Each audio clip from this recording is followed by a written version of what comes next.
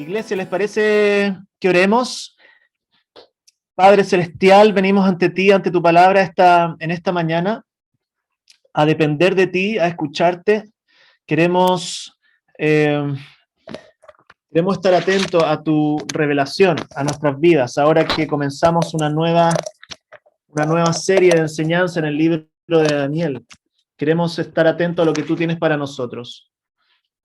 Y te rogamos entonces que abra nuestro corazón a tu palabra y que lo nuevo, Señor, lo que tú traes para nuestras vidas realmente sea edificante esta mañana.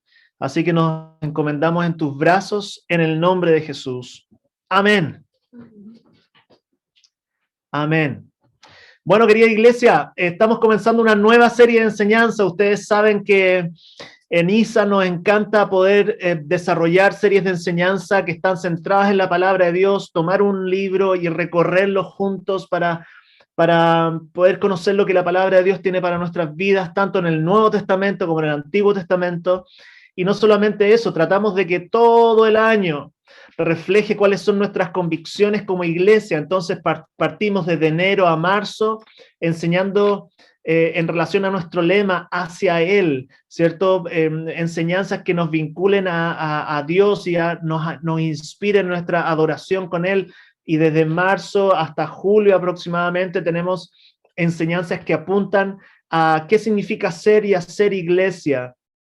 Y en el segundo semestre apuntamos a nuestra parte del lema es para otros, ¿cierto? ¿Qué significa ser una iglesia que está en misión?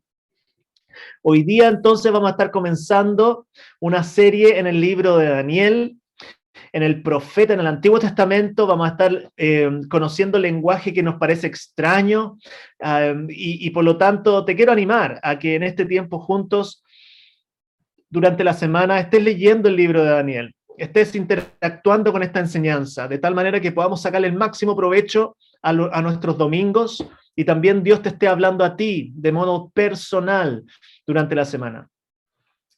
Y el mensaje de hoy día lo he denominado con Dios en Babilonia. Con Dios en Babilonia. Porque de alguna manera lo que vamos a estar aprendiendo juntos es nada más ni nada menos que el llamado que Dios nos hace para vincularnos como pueblo suyo en el contexto en el cual estamos viviendo hoy día. Cada cierto tiempo escuchamos grupos religiosos que deciden apartarse del mundo que los rodea para poder tener una experiencia mística, espiritual, a solas. ¿Ustedes se acuerdan, por ejemplo, de la secta de Pirke? ¿Se acuerdan que escuchamos hace un tiempo atrás? Bueno, la idea era poder, no sé, apartarse para desarrollar un estilo de vida sano, saludable, y bueno, en ese contexto de buscar una vida pura y natural, bueno, supuestamente encontraría lo que significa ser humano. Bueno, la historia termina muy trágicamente con una mujer fallecida en el parto de su hijo sin haber recibido ayuda asistencial y sus líderes siendo juzgados por distintos tipos de ilícitos. También hay muchas historias de estas sectas, ¿cierto? Mucho más graves en Estados Unidos y en otras partes del mundo, que terminan muchas veces con suicidios colectivos o cientos de personas sujetas de abusos espirituales de todo tipo. Ahora, de alguna manera, quizás similar, aunque con una motivación y una práctica muy diferente, los monasterios medievales buscaban apartarse del mundo para ir en búsqueda de Dios y llevar una vida de santidad. Sus servicios a las comunidades que lo rodeaban era tremendo, pero siempre estaban afuera, siempre estaban apartados. De fondo estaba la idea de que vivimos en un mundo que ha rechazado a Dios y necesitamos ir a buscarlo apartándonos al desierto, a encontrar a Dios afuera de este mundo y hacerlo en comunidad. Ahora, el libro de Daniel, querida iglesia, nos va a mostrar una realidad muy diferente. Nos muestra cómo vivir cuando Dios nos pone al medio de un escenario adverso. Con Dios en Babilonia. El año pasado, no sé si se acordarán, en el primer semestre estuvimos pensando en algo muy similar cuando profundizamos en la primera carta de Pedro, ¿se acuerdan? Pedro quería enseñarle a sus hermanos cómo vivir bajo el poder del Imperio Romano sin transar con Dios. Vimos como Pedro llamaba a Roma la Babilonia, ¿se acuerdan? Se refería metafóricamente a la ciudad, a esta ciudad que representaba históricamente al mundo organizado contra Dios.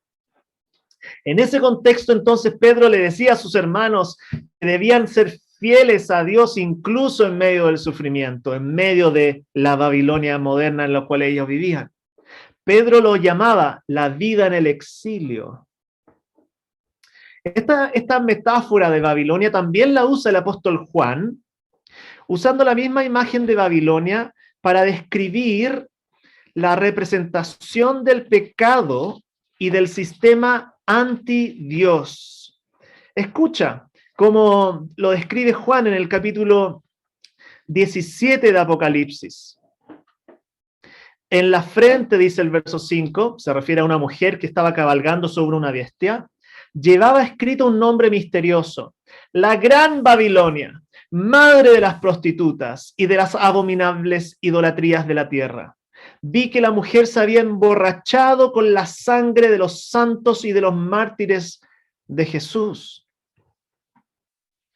Esa es la manera que llegó a ser descrita metafóricamente este sistema de mundo por sus múltiples idolatrías, por su capacidad para corromper a las autoridades, por su capacidad para perseguir al pueblo de Dios y por su abierto compromiso con la inmoralidad.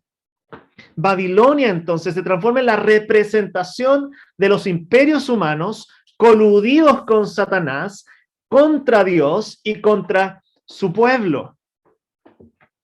Bueno, ahora que estamos comenzando una serie en el libro de Daniel, vamos a ver a Daniel y sus amigos viviendo literalmente en Babilonia, viviendo realmente en el exilio.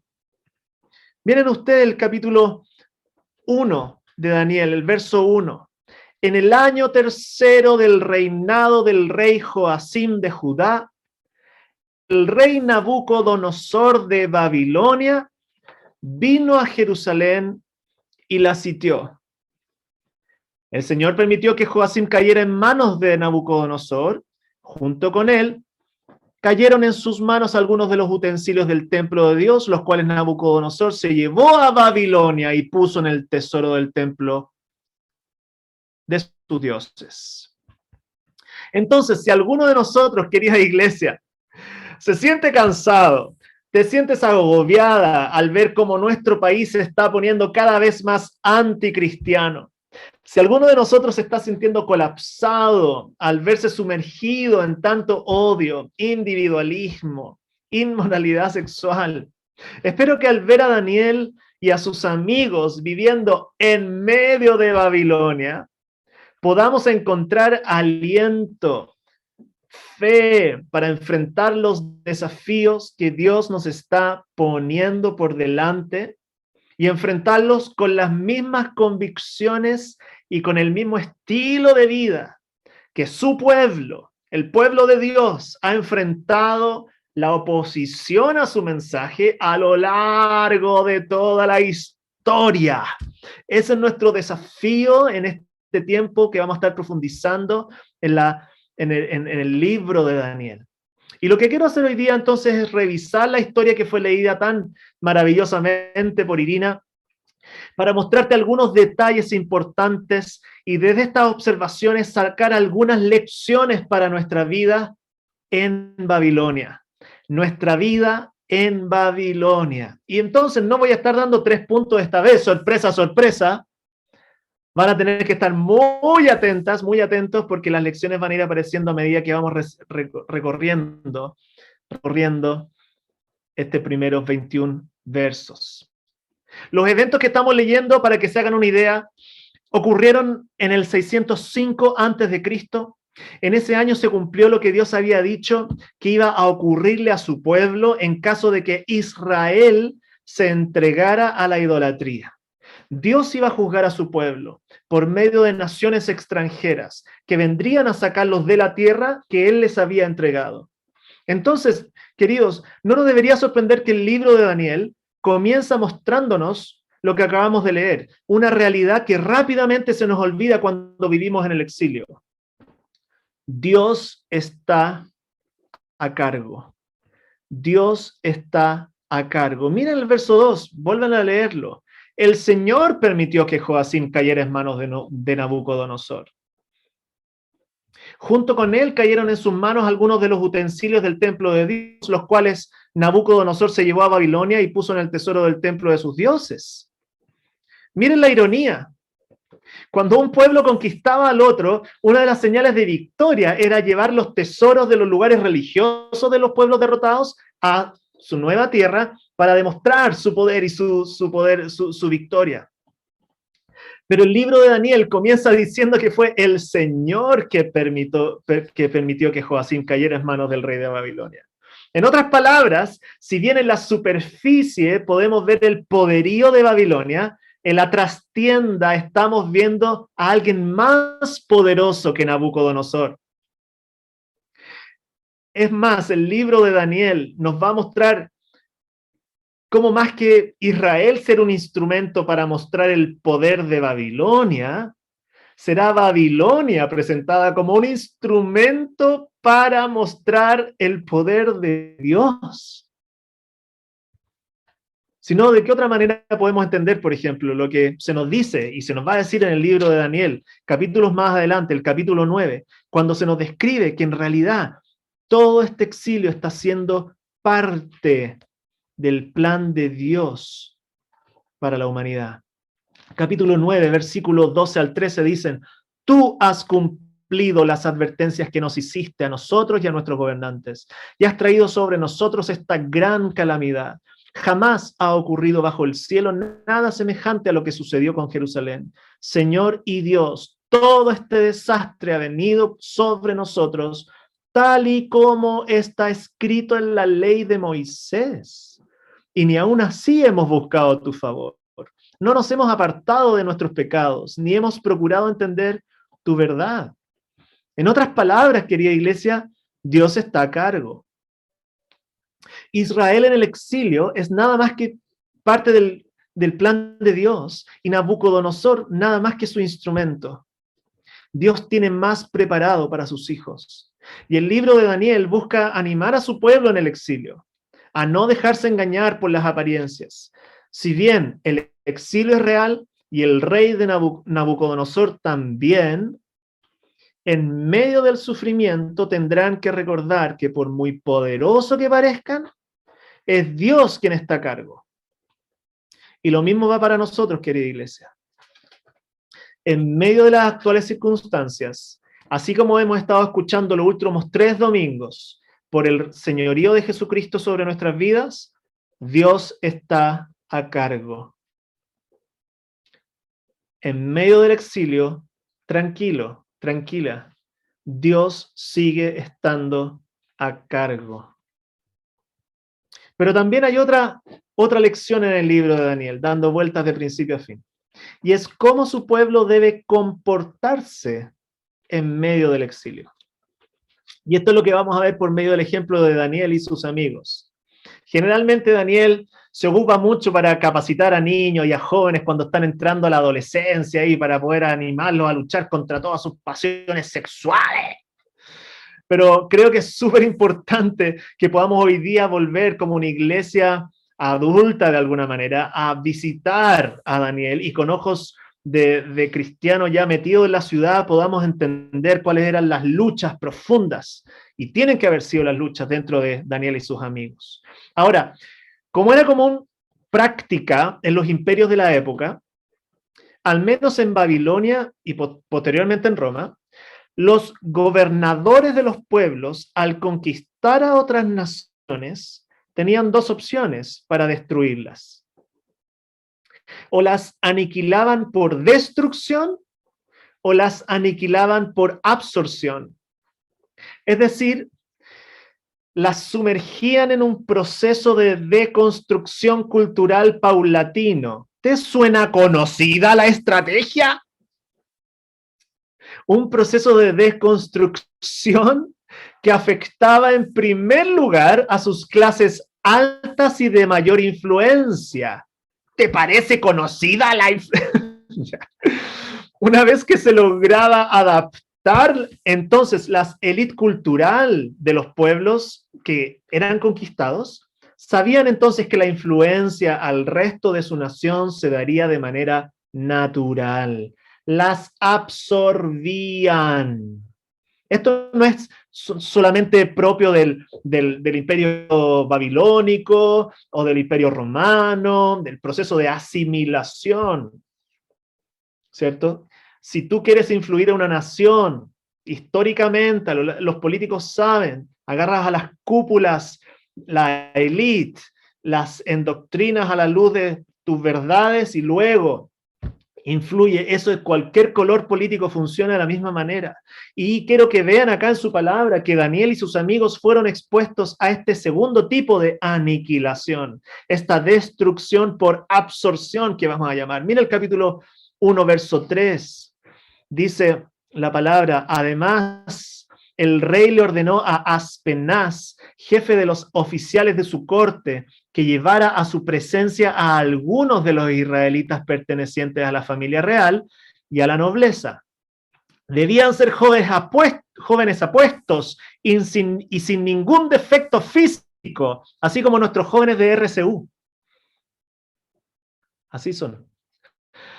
Que tuvieran aptitudes para aprender de todo y que actuaran con sensatez. Jóvenes sabios y aptos para el servicio en el palacio real, a los cuales Aspenaz debía enseñarles la lengua y la literatura de los babilonios.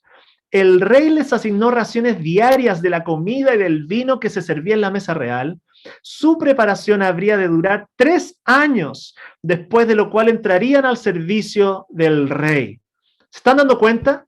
Una absorción completa, poco a poco asimilando las enseñanzas a sus líderes filosóficos, a sus gurúes de la academia y también en su estilo cultural de comidas y vestido, etc.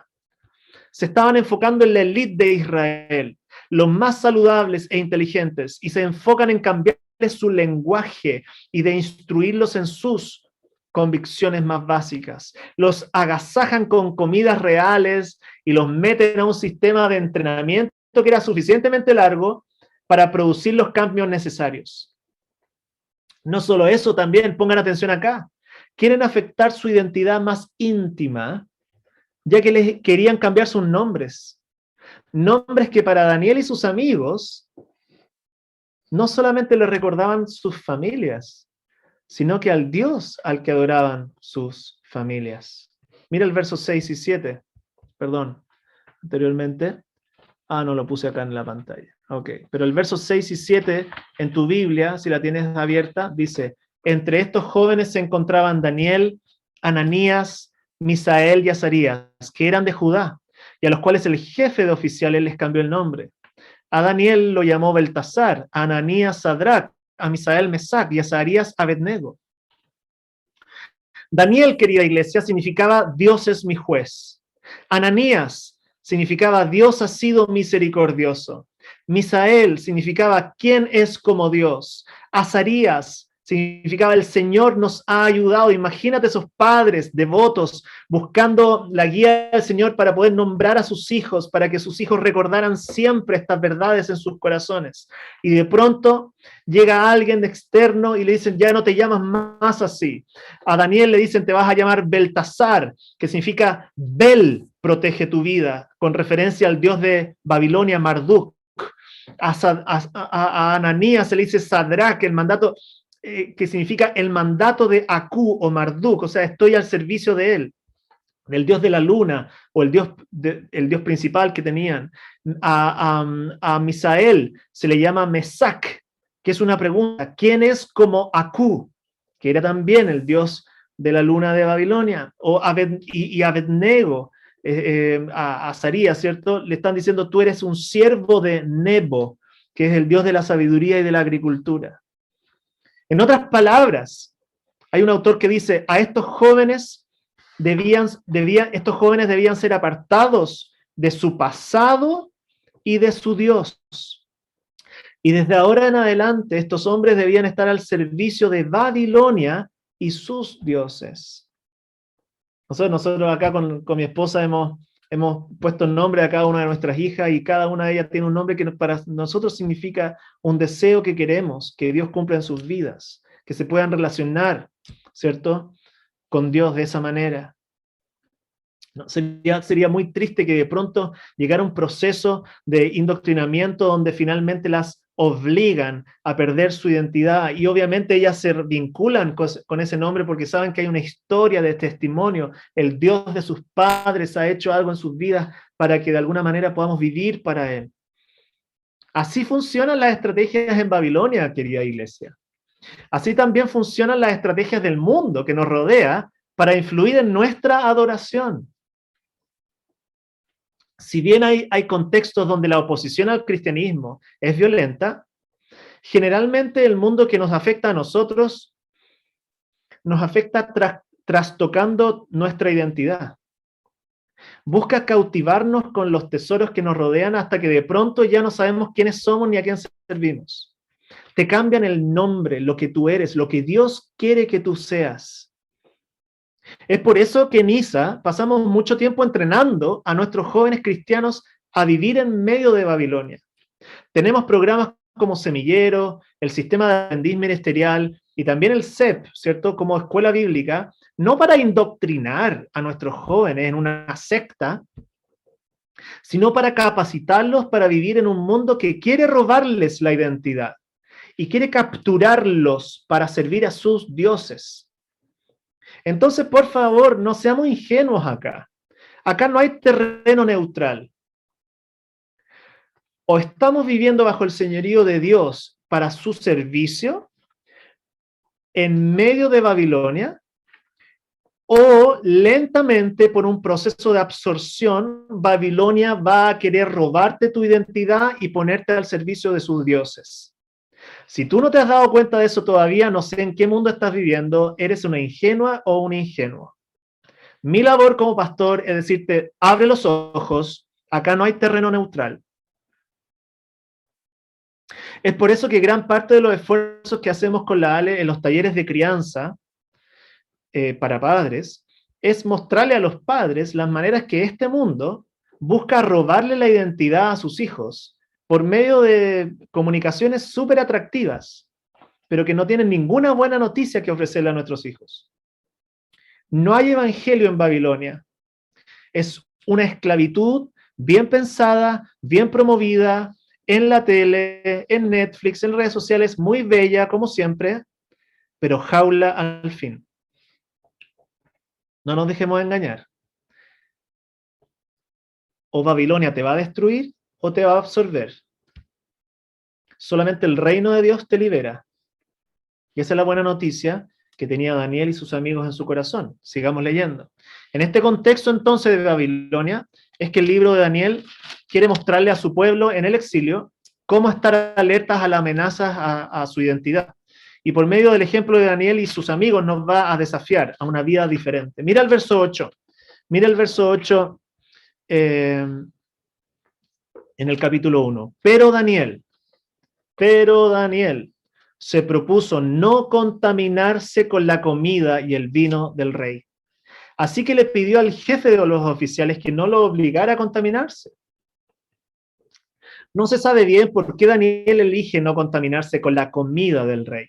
Algunos dicen que era para no romper con las leyes alimenticias en Levíticos, otros para no contaminarse con comida que podría haber sido sacrificada a ídolos. Bueno, pero sin embargo, el original nos muestra que Daniel simplemente dispuso en su corazón trazar una línea visible que mostrara su alianza invisible con su Dios.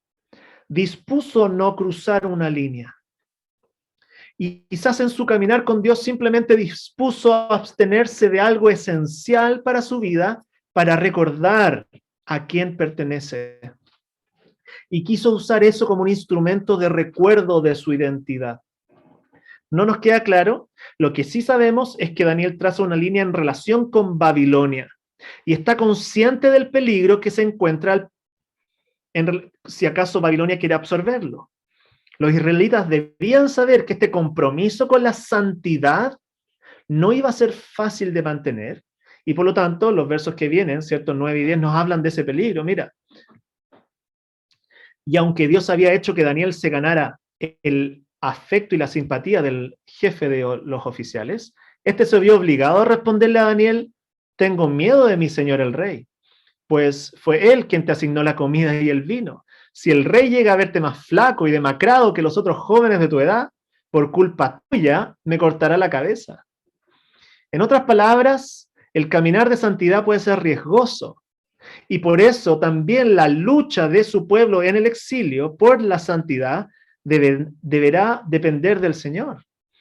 A continuación vemos, por ejemplo, cómo Daniel, en el verso 11 al 14, ustedes después, si tienen su Biblia abierta, verán que el jefe de los oficiales le ordenó a un guardia atender a Daniel, Ananías, Misael y Azarías, y Daniel entra en una conversación con ellos para hacerles una suerte de prueba. Verso 12, por favor, haz con tus siervos una prueba de 10 días. Danos de comer solo verduras y de beber solo agua. Acá los vegetarianos dentro de nuestra iglesia están saltando en una pata.